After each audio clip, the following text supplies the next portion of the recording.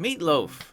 From the dreaded mystery meat in school cafeterias to the tasty family favorite prepared at home, meatloaf is both loved and hated all over the world. In this lesson, we'll explore all things meatloaf.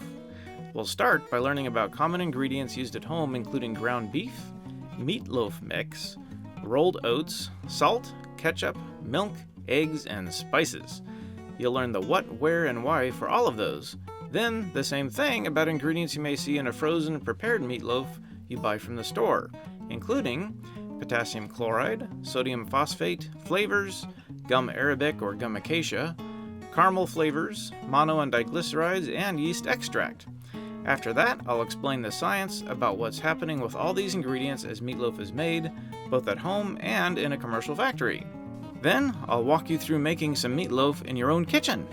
Bloopers aplenty, of course. It's a lot of fun and can be dinner this time. Let's get started learning some new edible knowledge.